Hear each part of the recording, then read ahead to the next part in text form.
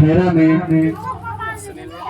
हमारे महान जननायक भीमराव अंबेडकर जी की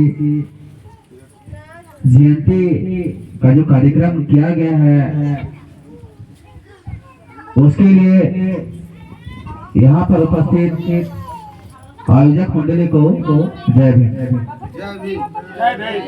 खासकर यहाँ पर उपस्थित हमारे बड़े भाई पंचायत समिति सदस्य विनय जी, उमेश जी और मुकेश जी, पंकज जी, साथ में तमाम जितने भी नौजवान साथी हैं, सबको जोहार। दोस्तों, एक बात कहना चाहते हैं कि आज अगर हमारे भीमराव अंबेडकर जी की जयंती अगर पूरा भारतवर्ष में मनाया जा रहा है तो क्यों मनाया जा रहा है? इस चीज पर हम लोगों को विचार करना चाहिए। आज हम लोग जयकारा लगाते हैं भीमराव अंबेडकर अमर रहे,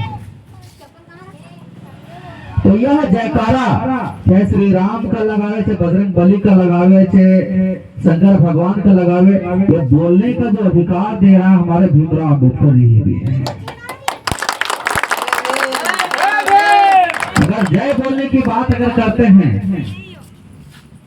चाहे जिसका भी जयकारा लगाते हैं, तो यह जो अधिकार है हमारा संविधान देता है, और उस संविधान का रचयिता हमारे भीमराव अंबेडकर जी हैं। लोग आज इस देश की संविधान की लोकतंत्रता को समाप्त करने पर उतारू हो चुके हैं। आज बहुत खुशी का अवसर है कि अपने संविधान की रक्षा के लिए पूरे भारतवर्ष में भीमराव अंबेडकर जी की जयंती मनाई जा रही है। अगर हमारा संविधान नहीं बचेगा तो यह देश कैसे बचेगा? जब यह देश नहीं बचेगा तो यह राज्य नहीं बचेगा, जब यह राज्य नहीं बचेगा तो जिला नहीं बचेगा, जब जिला नहीं बचेगा तो गांव नहीं बचेगा, जब गांव नहीं बचेगा तो फिर हम लोग कैसे बच सकते हैं? इसलिए आज हम लोग भीमराव अंबेडकर जी का जयंती मना रहे हैं।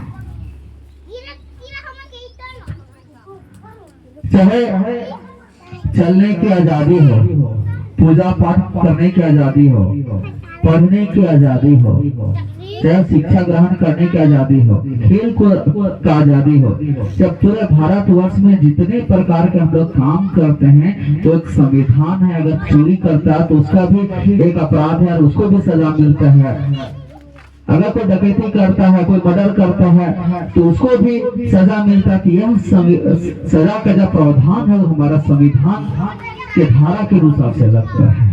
तो उसी का चाहता है हमारे भीमराव अंबेडकर जी। यह देश जो चल रहा है तो संविधान से चल रहा है, और उसी संविधान को बचाने के लिए हम लोग एकजुट हुए हैं। हमारे भीमराव अंबेडकर जी कहते थे कि शिक्षा वह शेरनी का दूध है जो जितना पीता है उतना दहाड़ता है।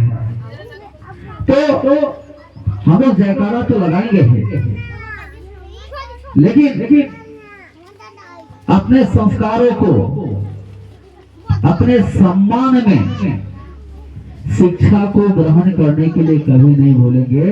अगर हमारे भीमराव अंबेडकर जी अगर शिक्षित नहीं होते तो वह संविधान नहीं लिख पाते। इसलिए उनका पहला संदेश है इस भारत के वासियों को कि आप कुछ करो या ना करो, पहले एक अच्छी शिक्षा ग्रहण करो। शिक्षा ग्रहण करने के बाद जो है आप अपने जीवन को उत्थान कीजिएगा, आपके जीवन में संस्कार आएगा, आप अपने जीवन के मूल्यों को निर्वहन कीजिएगा, तभी आप अच्छी से जिंदगी जी सकते हैं। जयकारा के साथ साथ सबसे पहली प्राथमिकता हम लोग की है वह शिक्षा है, और वो शिक्षा जब तक हर युवा, हर बच्चे, हर नौजवान अगर एक अच्छी शिक्षा नहीं ग्रहण कर पाते हैं तो वो अच्छे जगह पर नहीं पहुंच पाते हैं, अच्छे संस्कार उसके अंतर्गत नहीं आते हैं। लोग में वर्गीकरण ज्यादा हो रहा है, तुम हिंदू हो, हम मुस्लिम हैं, आप एसटी हैं, एससी हैं, ओबीसी हैं। कुछ लोग बोलते हैं कि ना ये करने से ठीक होगा, ये करने से ठीक होगा, लेकिन हम एक ही चीज कहते हैं कि अगर इस देश में सबसे बड़ा प्रधान चीज है, संस्कार है, तो वो शिक्षा है। उस शिक्षा को किसी भी हाल में आप लोग ग्रहण करने की कोशिश कीजिएगा। जिंदगी में कभी भी किसी प्रकार की परेशानी नहीं होगी। अगर आज हम आपके बीच में खड़े हैं तो मैं बता दे रहा हूँ, हम 5000 से अधिक स्टूडेंट लोग को पढ़ा चुके हैं। आज अगर क्षेत्र में समाज सेवा कर रहे हैं तो सबसे बड़ी चीज है शिक्षा। अगर पब्लिक के बीच में काम करने का अवसर प्राप्त हो रहा है तो यह सबसे बड़ी चीज शिक्षा। आज आपके बीच में अगर खड़ा होकर के भाषण देने का ऊर्जा मिल रही है तो यह शिक्षा।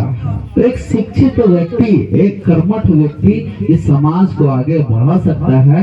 इसलिए हर परिस्थिति में, चाहे जितना भी परिस्थिति आ जाए, आप शिक्षा जरूर ग्रहण करें। हम इन्हीं बातों के साथ अपने वाणी को विराम देता हूँ। जय हिंद, जय भारत, जय भीम।